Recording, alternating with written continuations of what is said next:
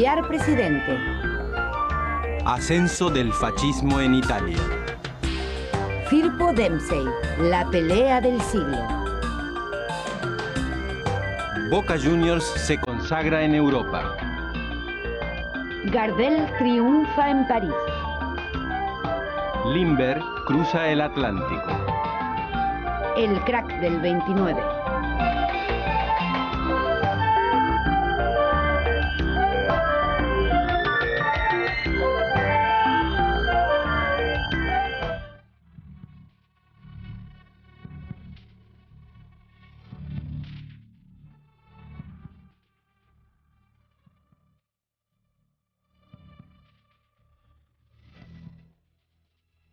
El 14 de agosto de 1920 se inauguraron en Amberes los séptimos Juegos Olímpicos, los primeros después de la Primera Guerra Mundial. El barro de las trincheras aún estaba fresco. Los países vencidos no fueron invitados y los vencedores enviaron equipos reducidos.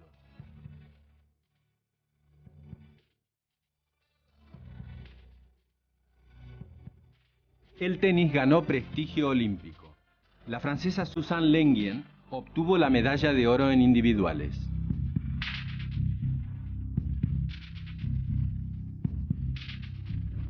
El norteamericano Frank Lumbs ganó la carrera de 400 metros valla.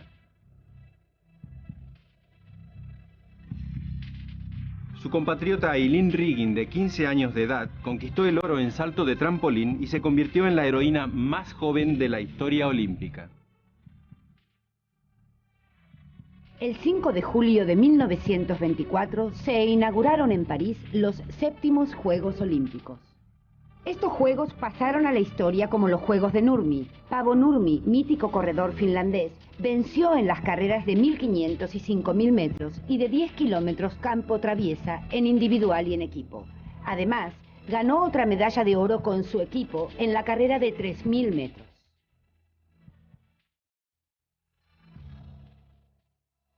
Alvin Stenrose, compatriota de Nurmi, ganó el oro en la maratón.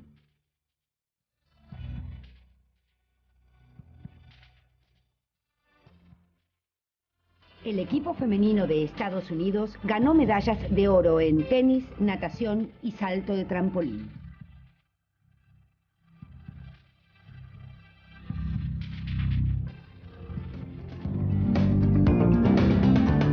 Tras la Primera Guerra Mundial, una nueva oleada inmigratoria llega a la Argentina. Se celebra la primera edición del Festival de Música de Salzburgo. Adolf Hitler se convierte en presidente del Partido Nacional Socialista Alemán. Sintiéndose marginadas de los Juegos Olímpicos, las mujeres organizan en Montecarlo su propia competición.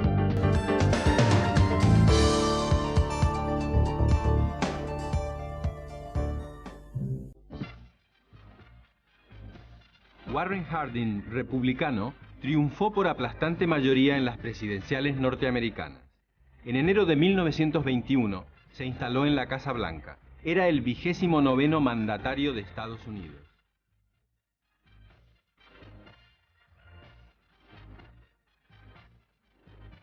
Su oferta electoral había sido Back to Normalcy, vuelta a la normalidad. Era lo que todos los norteamericanos querían, vivir tranquilos sin grandes complicaciones internacionales. El rechazo del Tratado de Versalles de 1919 y de la Sociedad de las Naciones formó parte de la oferta republicana. Para Harding, lo principal era revitalizar la economía, reducir los impuestos y proteger la industria nacional era lo prioritario. La aplicación de estas medidas se tradujo en una mayor prosperidad económica. Los norteamericanos ganaban más, compraban más y, por supuesto, eran felices. Las radios y los automóviles se incorporaron al Way of Life norteamericano. Solo un tema dividía las opiniones: el alcohol. Desde principios de 1920 había quedado prohibido producir, vender y consumir bebidas con una graduación alcohólica superior al 0,5%. Los adalides del prohibicionismo eran los protestantes del sur, que veían en el alcohol al demonio y querían salvar los viejos valores de la fe, la disciplina y el trabajo.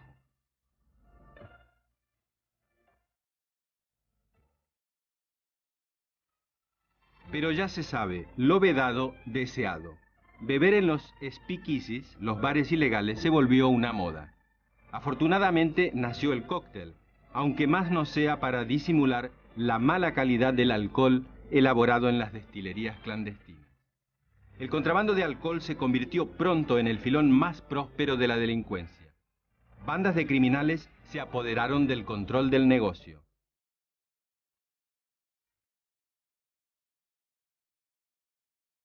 Surgieron los primeros imperios de gángsters, como el de Al Capone, que controlaba la ciudad de Chicago.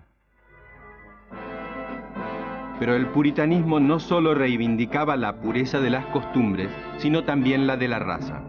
El Ku Klux Klan comenzó a desfilar en el sur, con sus túnicas blancas y sus capuchas de inquisidores. Querían limpiar a Estados Unidos de impurezas, tales como negros, asiáticos y judíos. Norteamérica debía ser poderosa, inmaculada, blanca. Para lograrlo, el Ku Klux Klan solía torturar a sus víctimas y luego lincharlas. En 1925, el Ku Klux Klan alcanzó los 5 millones de afiliados. Era el viejo sur que volvía, más arrogante que nunca y también más pestilente.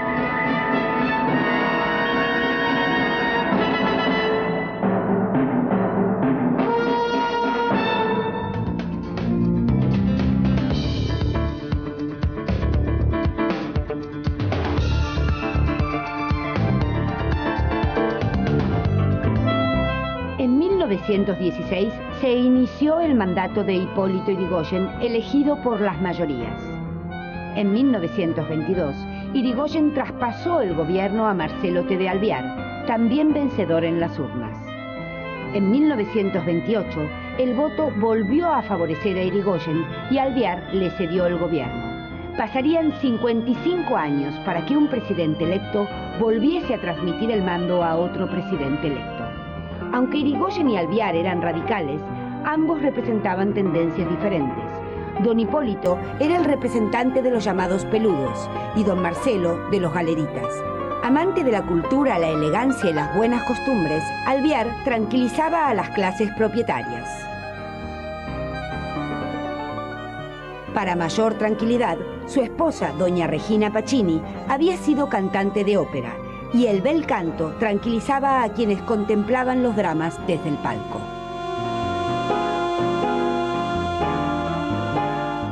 Alvear limitó la creación de nuevos empleos públicos, supo cuidar las relaciones con los políticos y no dispuso intervenciones federales por decreto.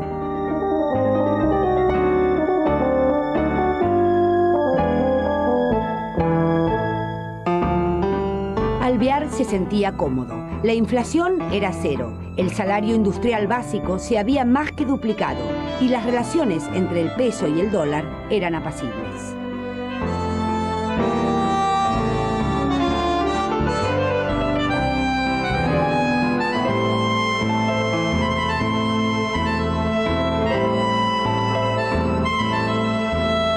Desde 1926, el yrigoyenismo se hizo fuerte en los comités y esgrimió la nacionalización del petróleo. En 1928, la victoria de Yrigoyen fue 3 veces notable, por la alta participación ciudadana, por alcanzar el 60% de los votos y por triunfar desde el llano sin la bendición de Alvear. La visita del presidente Hoover confirmó el interés de Estados Unidos por la Argentina, pero la vuelta del peludo al gobierno fue vista por los conservadores como el regreso de la chusma. En 1930 sonó la hora de la espada.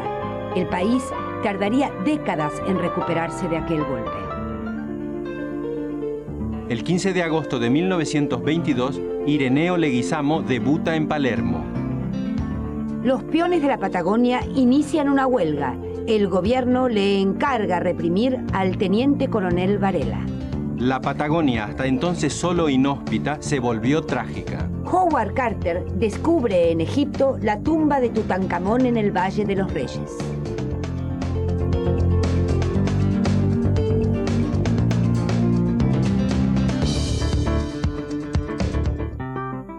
El 14 de septiembre de 1923, el argentino Ángel Firpo, campeón sudamericano de los pesos pesados, subió al ring y con él toda la Argentina, a disputarle el título mundial al norteamericano Jack Dempsey. El combate, realizado en el estadio Polo Grounds de Nueva York, estaba pactado para 15 rounds. Solo duró un round y medio. Para los argentinos aún sigue siendo un golpe bajo. Pero volvamos a aquella noche. La pelea entera fueron estos pocos minutos que ahora estamos viendo en su totalidad.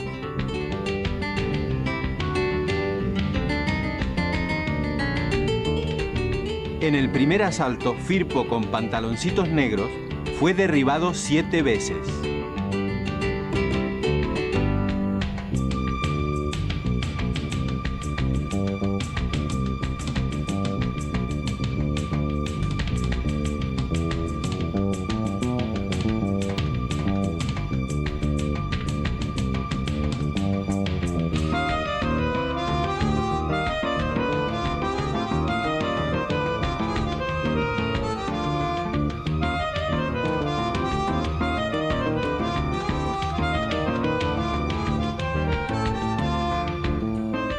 Firpo cae, pero no tira la toalla y se vuelve a levantar.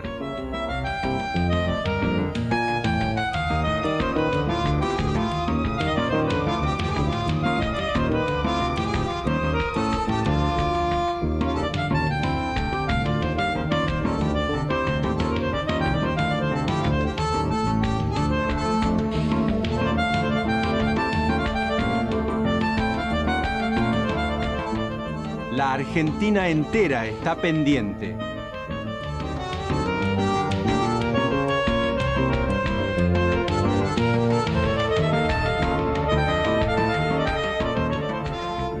Pero de pronto, Firpo proyectó a Dempsey fuera del ring.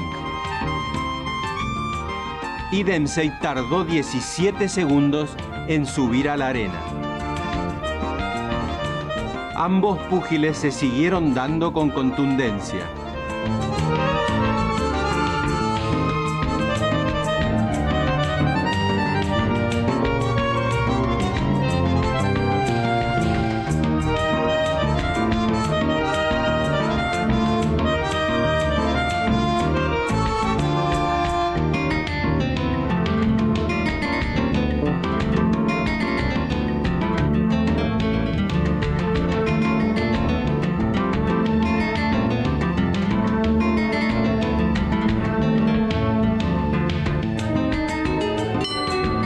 Segundo round. Firpo asesta un swing de derecha. Dempsey lo para con el hombro. Devuelve un hook de izquierda al mentón. 2 golpes de derecha e izquierda al cuerpo. Firpo sangra por la boca. Dempsey busca a Firpo. Lo acorrala contra las cuerdas. Lo derriba. Increíble. Firpo se levanta. Dempsey lo lleva al centro.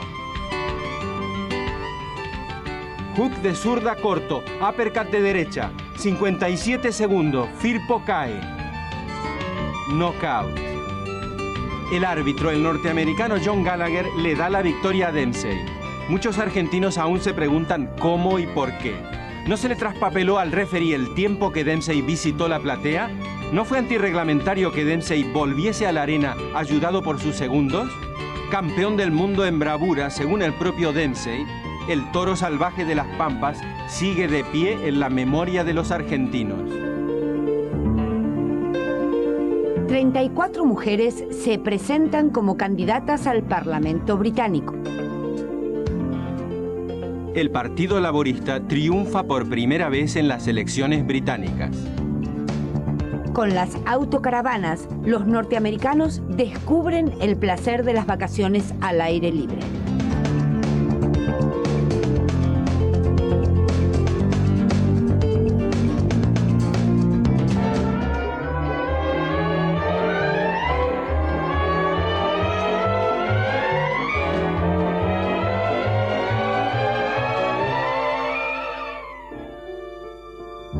El terrible y legendario Conde Drácula fascinaba a guionistas y directores desde la brumosa Transilvania. Friedrich Wilhelm Murnau tomó la novela del irlandés Bram Stoker y en 1922 dio a luz un clásico, Nosferatu. Fue el primer film de vampiros. Con esta película irrumpieron en el cine los elementos clásicos de las películas de terror.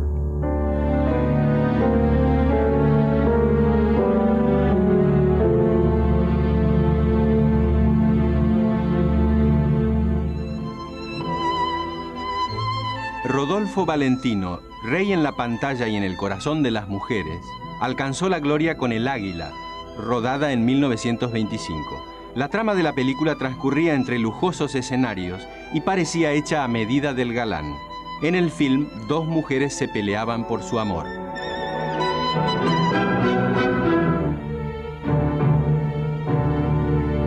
El acorazado Potemkin pasó a la historia como una de las cumbres del cine. Sergei Eisenstein, su director, recibió el encargo del gobierno soviético de recordar la revolución de 1905. Las escenas de masas requirieron gran cantidad de extras. El pueblo de Odessa participó con entusiasmo en la filmación de la película. Eisenstein filmó el acorazado Potemkin siguiendo la cadencia de las antiguas tragedias griegas.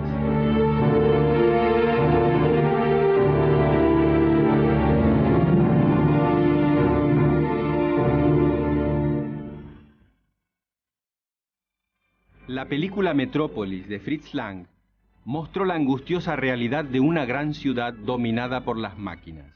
Los costos de filmación llevaron a la empresa cinematográfica UFA al borde de la quiebra.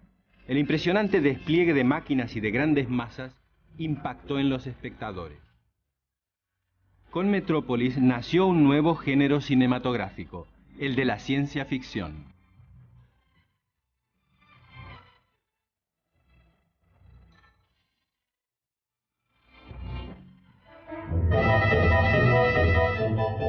El cine aún era mudo, pero gracias a Buster Keaton ya reía.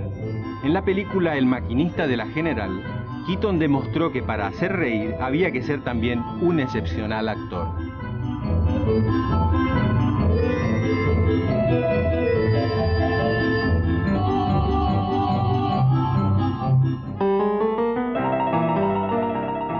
En la Argentina debutan en el cine Azucena Maizani y una tal Rosa Laura Merello, que saltaría del conventillo al corazón del público para reinar como Tita el resto del siglo. Ortega y Gasset visita Buenos Aires y advierte: argentinos a las cosas. El príncipe italiano Humberto de Saboya, simpático y elegante, llega a Buenos Aires. Onsari entra un gol directamente desde el córner. Es el primer gol olímpico de la Argentina.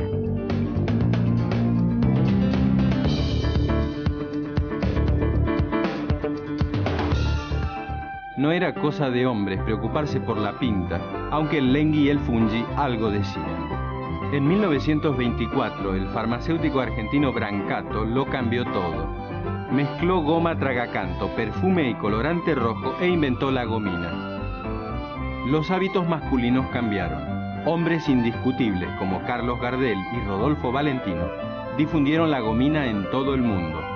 Como ellos, todos los argentinos empezarían a darse una buena viaba, sin que se les moviera un solo pelo, pese a que hoy algunos todavía recuerdan a los muchachos de antes.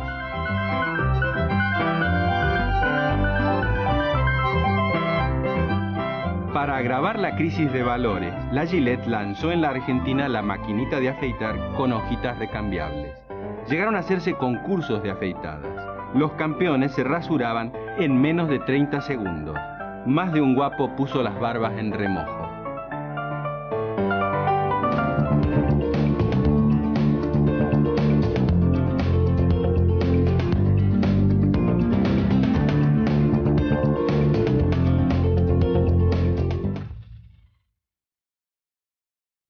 En Nápoles, el 27 de octubre de 1922, Benito Mussolini, jefe del movimiento fascista, llamó a realizar la marcha sobre Roma. Unos 40.000 camisas negras se pusieron en movimiento. Hubiese sido fácil detenerlos, pero los altos círculos del Estado prefirieron hacer la vista gorda. Luigi Facta, el primer ministro, pidió al rey Victorio Manuel III que proclamase el estado de sitio, pero la corona se negó.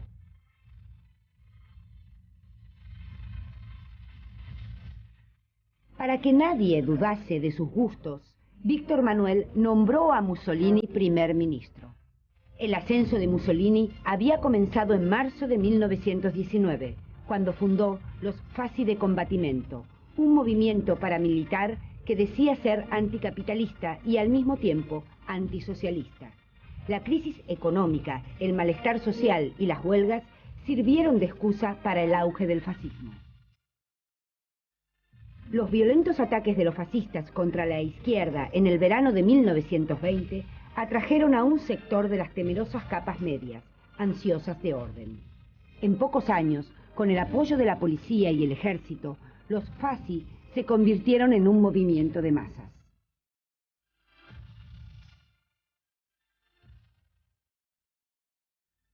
En la primavera de 1921, los liberales de Giovanni Giolitti hicieron una alianza con los fascistas. Ello le permitió a Mussolini conquistar 35 de los 535 escaños del Parlamento. Eran pocos diputados, pero se hacían oír. En noviembre de 1921, Mussolini fundó el Partido Nacional Fascista. Su programa se ensañaba con el marxismo, el liberalismo y el parlamentarismo. Exaltaba un sistema corporativo teñido de un nacionalismo exaltado.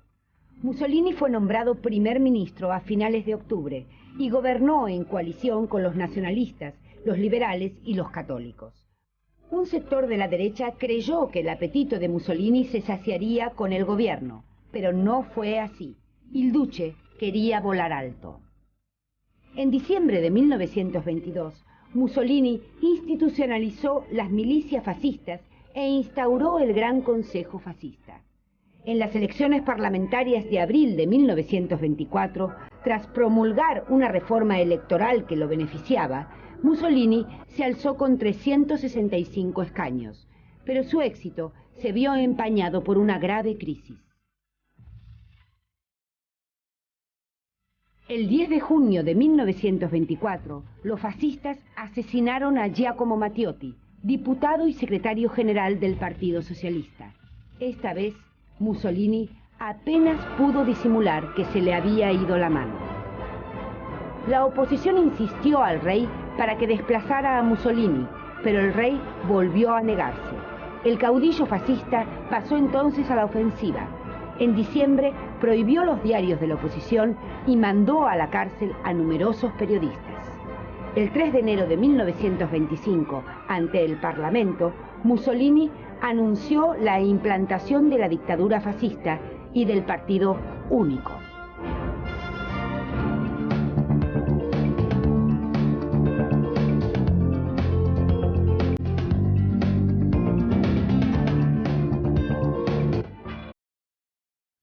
El 21 de enero de 1924, Vladimir Ilich Lenin falleció en Gorki. A finales de 1917, Lenin había liderado la primera revolución socialista de la historia, pero el poder soviético tardó en consolidarse. Desde la primavera de 1918, el Consejo de Comisarios del Pueblo, primer gobierno formado por obreros, campesinos y soldados, debió enfrentar la contrarrevolución. Los llamados blancos contaban con ayuda de Gran Bretaña, Francia, Japón, Checoslovaquia y Estados Unidos. A menudo esta ayuda se tradujo en intervenciones militares directas. Los revolucionarios, sin embargo, lograron la victoria. El Ejército Rojo, fundado por Trotsky e integrado por obreros, campesinos y soldados del antiguo ejército zarista, derrotó a los contrarrevolucionarios.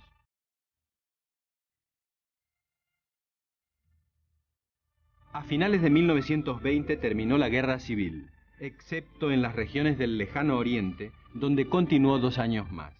La guerra había arrojado un saldo de 6 millones de víctimas y graves pérdidas económicas. Durante los años de contienda, la producción disminuyó. La población seguía viviendo en condiciones miserables.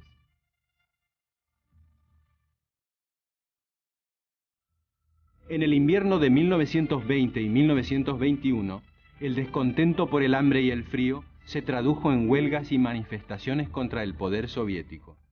El 28 de febrero de 1921, los marineros de la Aurora, que en 1917 habían tomado el Palacio de Invierno zarista, se amotinaron. Lenin ordenó aplastar la rebelión, pero no pudo ignorar el descontento popular. En marzo de 1921, durante el 10º Congreso del Partido Comunista, Lenin dio un golpe de timón. Introdujo la nueva política económica. La NEP intentó combinar la iniciativa privada con la planificación socialista. Las empresas pequeñas volvieron a manos privadas, mientras se mantuvo el control estatal sobre las grandes empresas.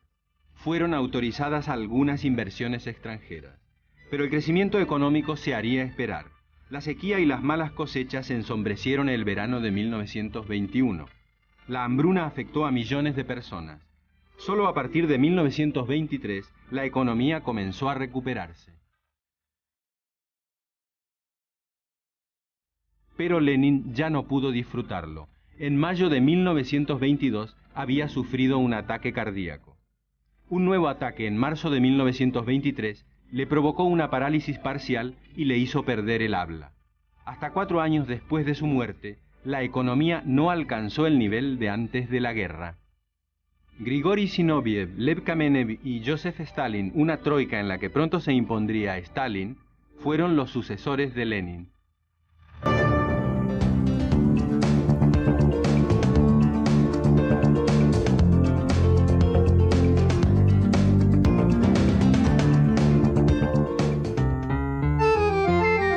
Bacarro, Tesorieri, Garazzini, Medice, Mutis, Pertini, Vidoglio, Tarasconi, Serrotti, Elis, Seoane, Onsari. El 4 de febrero de 1925, Boca Juniors partió rumbo a Europa a bordo del Formosa. En el puerto se reunió una multitud para despedirlo.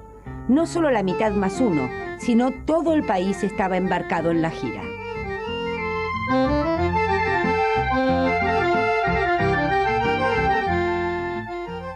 Boca jugó 19 partidos, ganó 15, perdió 3 y empató 1. Convirtió 40 goles y le señalaron 16. Américo Tesorieri y el capitán Alfredo Eli fueron los entrenadores de sus propios compañeros. La gira duró 5 meses. Los jugadores percibieron un viático de 10 pesos diarios, menos de $25. Volvieron de las Europas millonarios de gloria y Boca Juniors se ensanchó en el corazón de la hinchada. Entre marzo y abril de 1925, Einstein visita Buenos Aires y es recibido con todos los honores. En 1925, Canaro en París inaugura el Cabaret Florida. Un tango glorioso inmortalizará esa gira. En Estados Unidos nace una moda acrobática, saltar desde los rascacielos.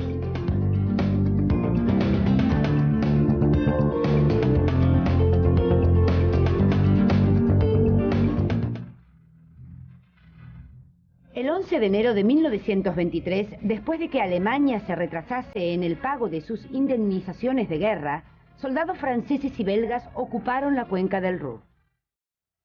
El gobierno alemán protestó, suspendió el pago de las reparaciones y llamó a la población del Ruhr a la resistencia pasiva. La desocupación y la miseria aumentaban las penurias de la población alemana.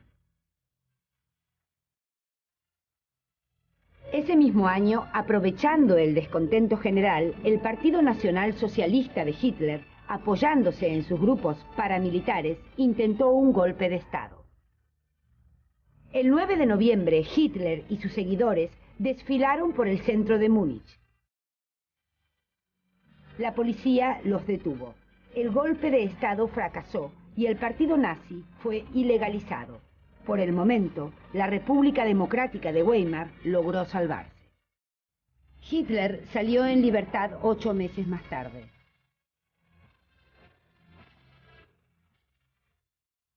El 27 de febrero de 1925, en la cervecería Burgerbrau de Múnich, Hitler refundó el Partido Nacional Socialista, que fue legalizado. Los nazis fueron creando las diversas secciones del partido.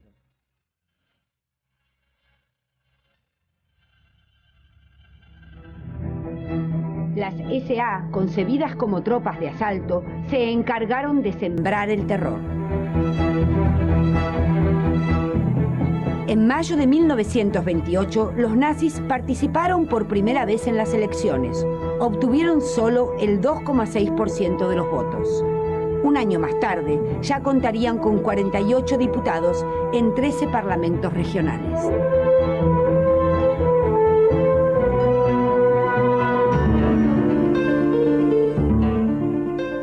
En Nuevo México se descubren importantes yacimientos arqueológicos mayas.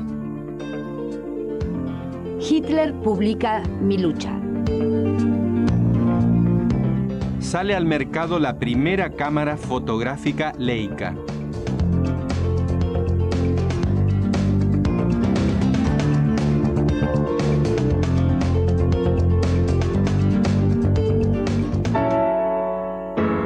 En junio de 1925, en la ciudad alemana de Mannheim, se inauguró la exposición La Nueva Objetividad, con pinturas de Alexander Canon, Otto Dix y Max Beckmann. Después de las abstracciones del expresionismo, este grupo devolvió al público la presencia del mundo objetivo, tendencia que tuvo en George Grosz uno de sus principales representantes. Grosz manifestaba un profundo escepticismo ante la vida. La guerra también había sembrado destrucción en el interior de los artistas. Para Grosz, el mundo era feo, enfermo y falso, según sus palabras. La gente anónima, las fábricas, las calles y los prostíbulos se convirtieron en el leitmotiv de sus telas. En 1926 pintó su cuadro Dentro y afuera, donde reflejó las partes más terribles de los años locos.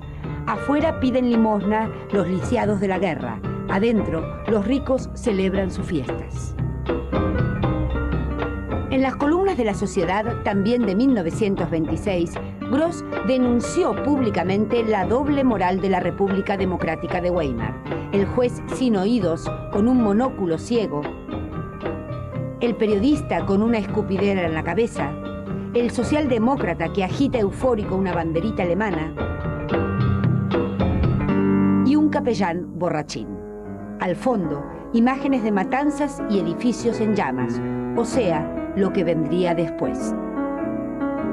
En 1924, André Breton publicó en París el primer manifiesto del surrealismo.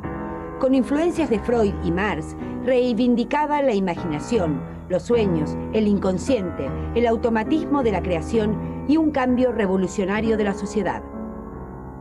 En 1925 se celebra la primera exposición surrealista.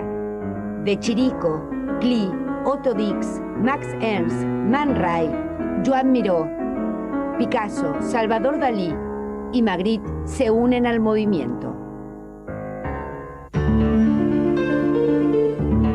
En Londres se inventan medias que no se corren y el que no corre, vuela.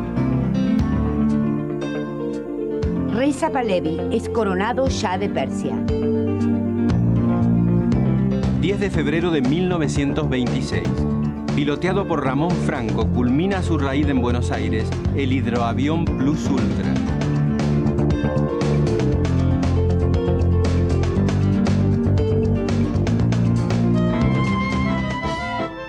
Carlos Gardel ancla en París y deslumbra a la ciudad luz.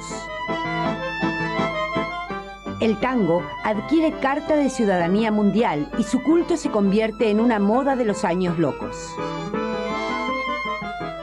En los grandes salones, el tango marca la frontera entre la elegancia y la osadía.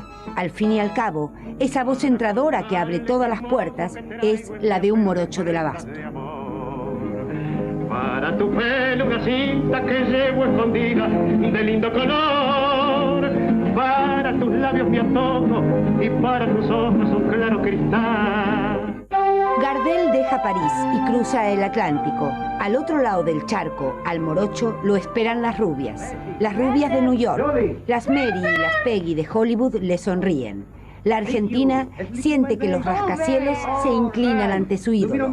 El zorzal seduce al águila. Look, New York.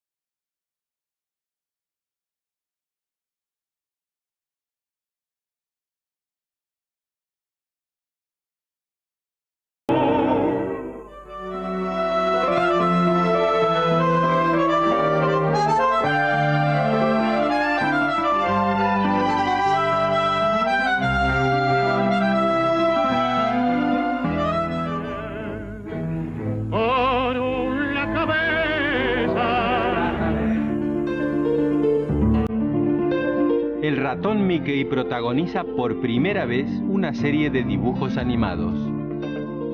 El descubrimiento de las minas de Johannesburgo desata la fiebre del diamante en Sudáfrica.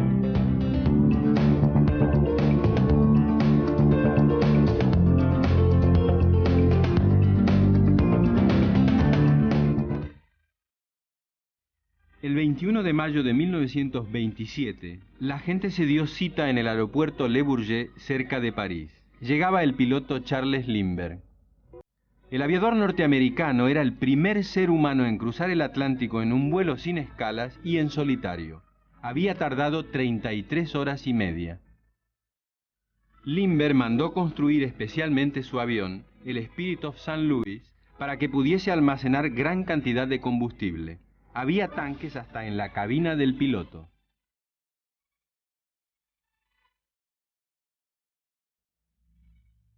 En mar abierto, Lindbergh se encontró con un frente de tormentas de nieve. Se necesitaba tener nervios de acero para superar el frío y el cansancio. París lo recibió como a un nuevo Colón.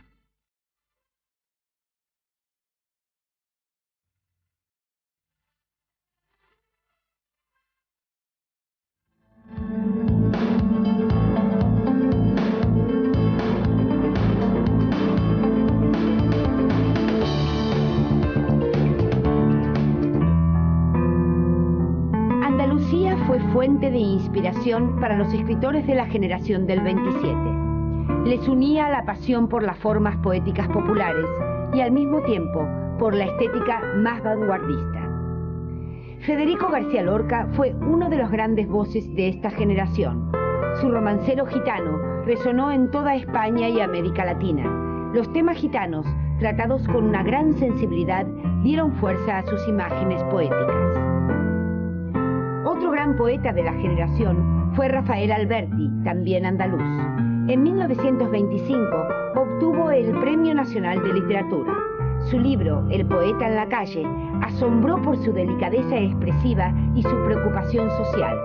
El libro anunciaba al poeta que durante la Guerra Civil recorrería el frente recitando para los soldados de la República. Rafael Alberti también incursionó en el cine, actuando en una película filmada por el cineasta Jiménez Caballero. Otros integrantes de la generación del 27 fueron Gerardo Diego, Dámaso Alonso, Vicente Alexandre, que ganaría el Nobel en 1977, Jorge Guillén y los novelistas Max Aub y Rosa Chazelle. Entretanto, Erich María Remarque escribió Sin novedad en el frente. La novela fue un éxito mundial. Su descripción descarnada de la guerra convirtió al libro en bandera del pacifismo. La literatura de habla inglesa vivió un momento de esplendor. En 1922, James Joyce publicó El Ulises. Su plasmación literaria del flujo de la conciencia revolucionó la técnica narrativa. En los años 20 también se destacaron obras como El Gran Gatsby de Francis Scott Fitzgerald y Manhattan Transfer de John Dos Passos. También ganaron altura escritores como William Faulkner y Ernest Hemingway. En la Argentina, en una etapa de esplendor para las letras, Boedo y Florida amagan un enfrentamiento entre la ética y la estética, pero Roberto Arlt demostrará en 1926 que la literatura argentina ya es un juguete rabioso, y en 1929 lo ratificará con Los Siete Locos. El joven Jorge Luis Borges publica en 1923 Fervor de Buenos Aires, su primer libro. Conrado Nale Roxlo también se estrena en 1923 con El Grillo, su primer libro de poemas. En 1924, Benito Lynch saca a luz El Inglés de los Huesos. En 1926, Ricardo Guiraldes se despide de Don Segundo Sombra, como quien se desangra.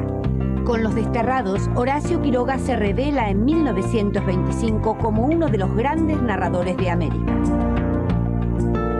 Alberto Bacareza se encargará de levantar el telón y recordarle al país que tu cuna fue un conventillo.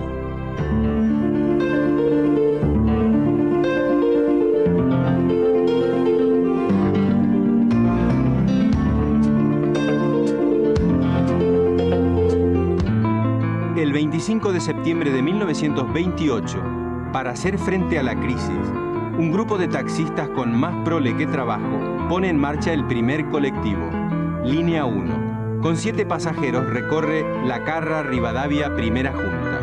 El boleto 20 centavos, 10 más que el tranvía.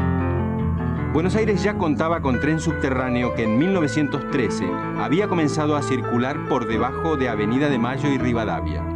En 1928, la ciudad decidió contar con un segundo subte que iría desde el Correo Central hasta Chacarita. Ir por abajo era más rápido y seguro. Sobre el asfalto ya circulaban 411.414 autos, un 4 ruedas por cada 186 porteños. El nuevo subte procuraba descongestionar la zona central de la ciudad.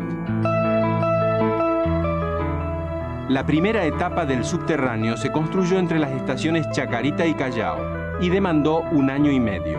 Cuando se comenzó el otro tramo desde el Correo Central, la obra tropezó con un obstáculo imprevisto.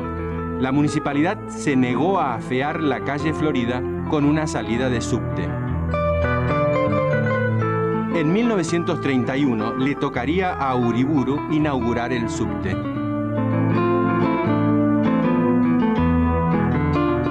En la estación Agüero, hoy Carlos Gardel, se hizo un desvío que llegaba hasta los subsuelos del mercado de Abasto. En Chacarita se acoplaba un vagón con verduras que en Agüero se desenganchaba para descargarlo en el mercado.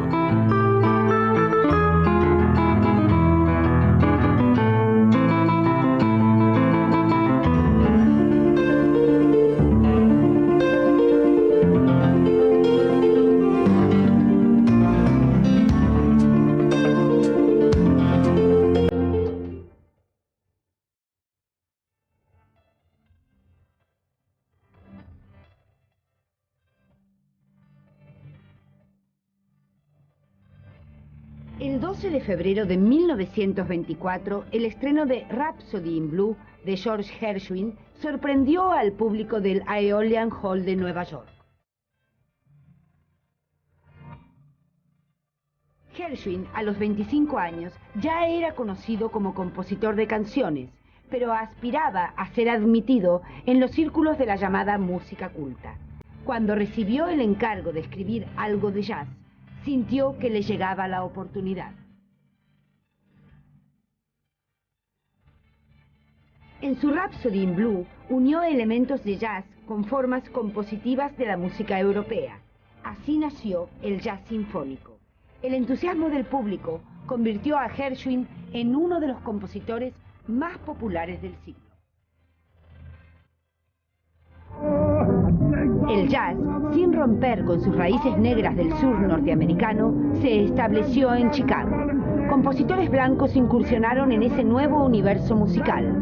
La libertad interpretativa y el margen amplio para la improvisación difundieron al jazz en todo el mundo. Entre los grandes músicos de Chicago figuró pronto el trompetista Louis Armstrong. Su extraordinario talento lo convirtió en todo un modelo para muchos intérpretes.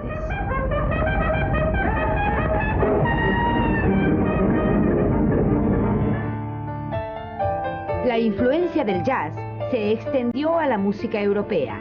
En agosto de 1928, el público de Berlín aplaudió la ópera de 3 centavos de Bertolt Brecht y Kurt Weill. En su obra, Brecht lanzaba sus críticas contra el mundo burgués.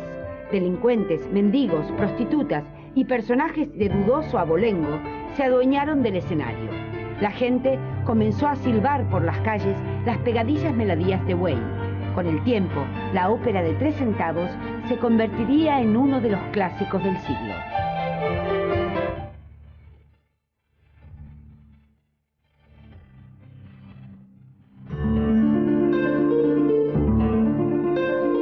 Hermann Hesse publica su novela El lobo estepario. Se establece la primera línea aérea transoceánica entre París y Buenos Aires. Se levanta en Palermo el monumento a los españoles. Se presenta en público el nuevo método anticonceptivo Oginonaus.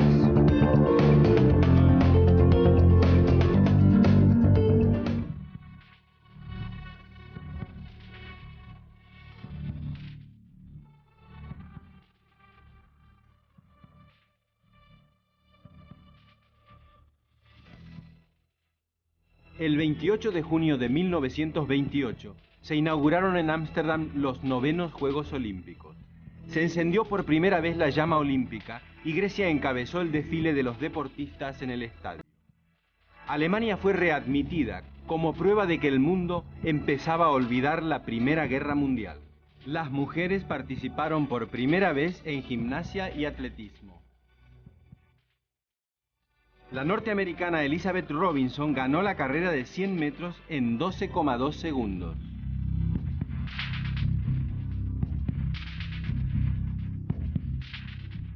El nadador estadounidense Johnny Weissmuller ganó el oro en 100 metros libres. Poco después, de una liana y a grito pelado, encarnaría a Tarzán. El canadiense Percy Williams fue el atleta más aplaudido. Ganó la medalla de oro en las carreras de 100 y 200 metros.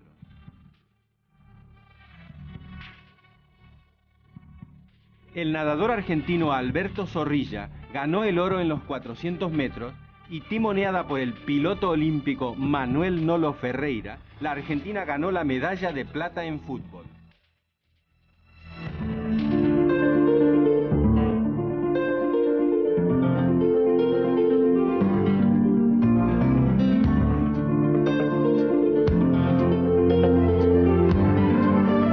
El 25 de octubre de 1929, a las 10 de la mañana, la Bolsa de Nueva York abrió sus puertas como todos los días.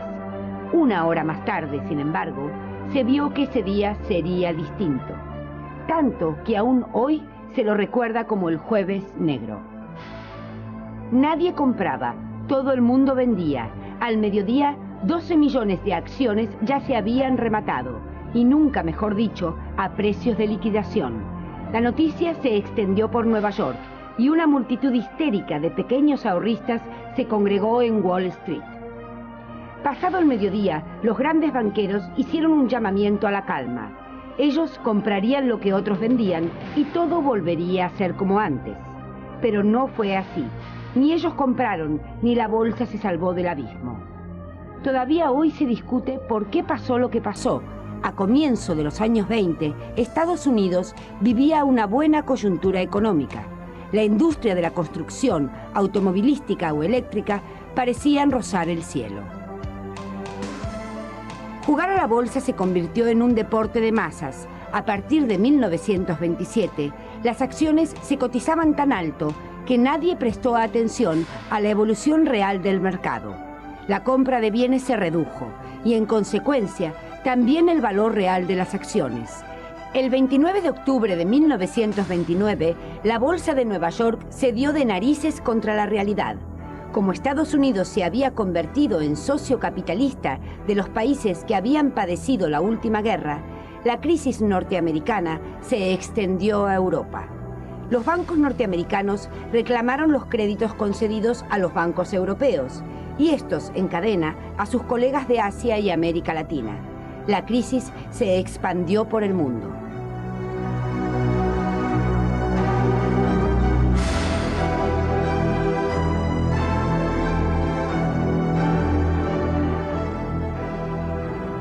Más de 30 millones de personas se quedaron sin trabajo.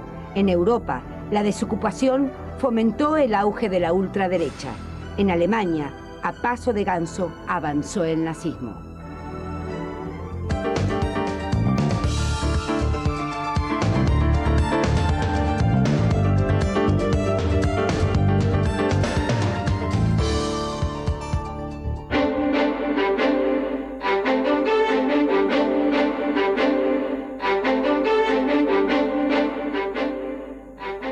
El 17 de julio de 1921, el canadiense Frederick Grant Banting y su asistente Charles Herbert Best aislaron por primera vez la hormona pancreática insulina y despejaron el horizonte de los enfermos de diabetes.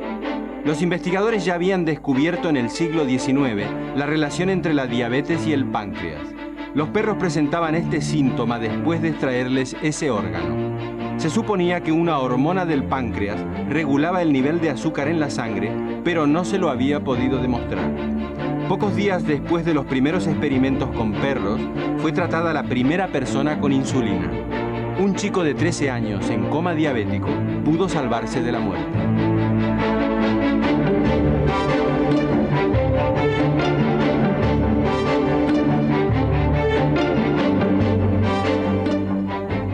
1922, Irigoyen creó yacimientos petrolíferos fiscales.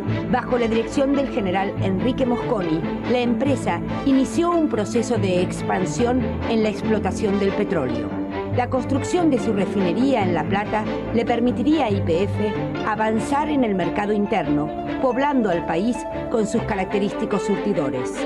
Mosconi, un militar preocupado por las dependencias críticas del país, vio en YPF a un puntal de sus sueños industrializadores.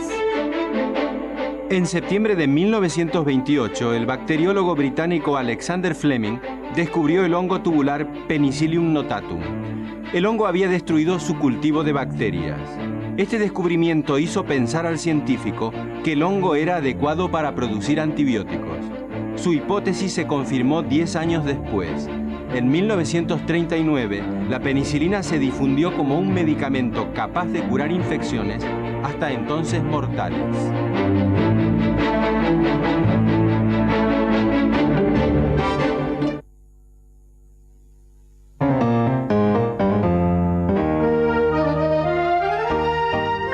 De la crisis a la tragedia de Medellín.